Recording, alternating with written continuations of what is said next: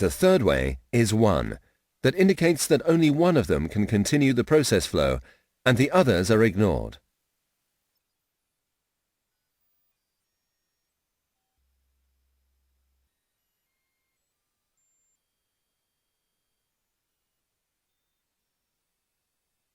The final one is complex, whereby a business condition should be defined, i.e., when the business condition is fulfilled, the process flow can continue.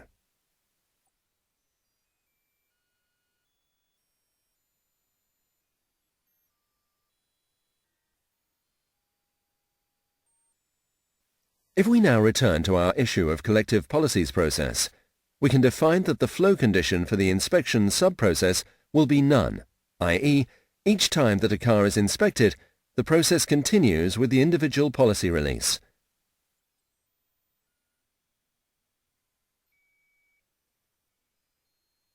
Here, the process cannot continue until all the vehicles have the policy issued.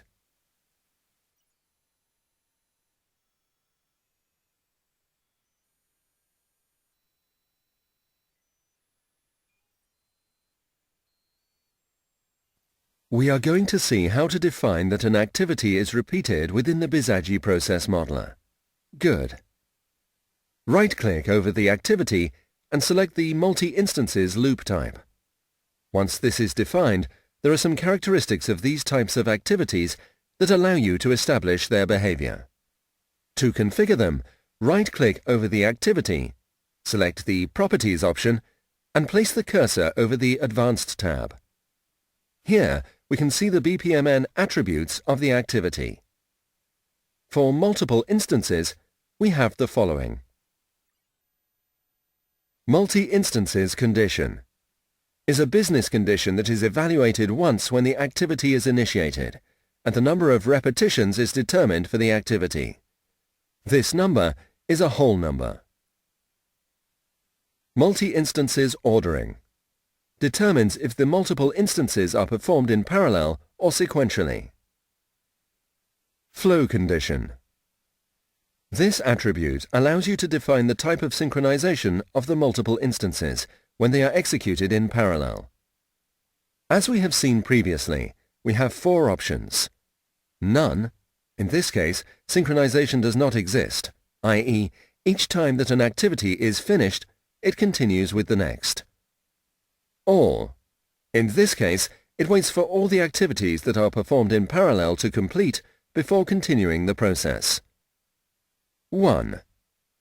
This option indicates that when the first instance has finished, the process continues and the others are ignored. Finally, complex is where the synchronization is determined by a business condition. For this reason, if we select complex, we have another BPMN attribute whose condition we have to include.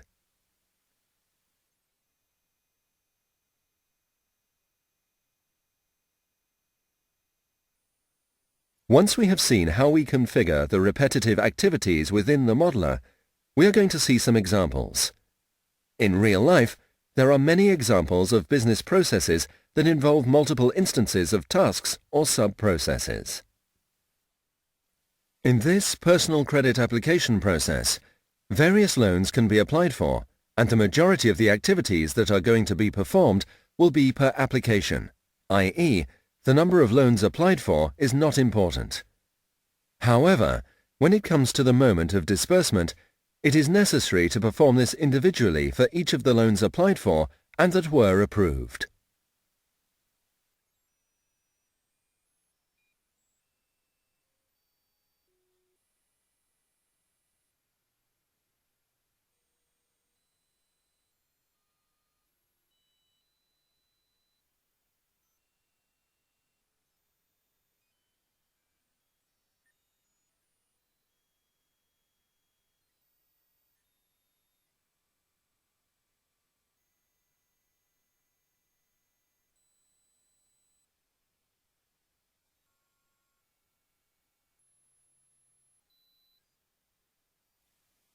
In this process of purchases, we can see various repetitive activities.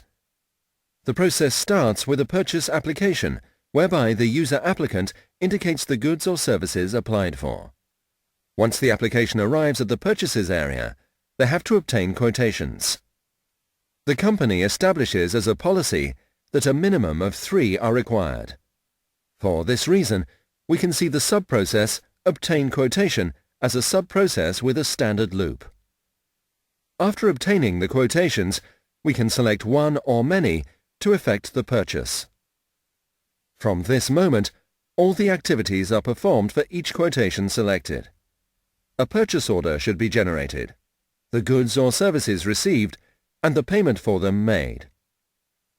To diagram this, we will include all the activities within the sub-process Process Purchase Order, that in this case presents multiple instances in parallel.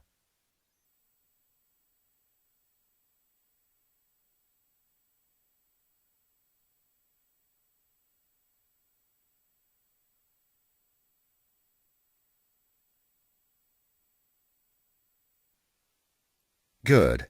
We are now going to review what we have seen up to now. BPMN establishes 2 types of loops that enable us to represent repetitive activities. The loop types are standard loop and multi-instance loop. The standard loop represents an activity that can be executed many times. The number of repetitions is unknown and depends on a business condition.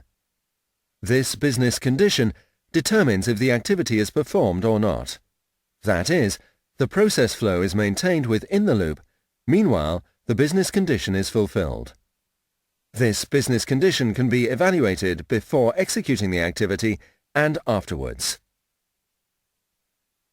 Multi-instance loop enables us to represent activities that are repeated a number of times determined by a business condition. The condition that determines the number of repetitions is executed at some time before executing the activity. The activities can be executed in parallel or sequentially. When the activities are executed concurrently or in parallel, it is possible to determine the type of synchronization in the property called flow condition. Remember that there are 4 ways to synchronize these activities that are executed in parallel. They are none, all, one, or complex.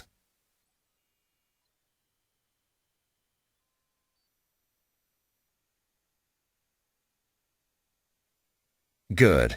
Now we are going to practice what we have learnt. For this diagram, the following exercise.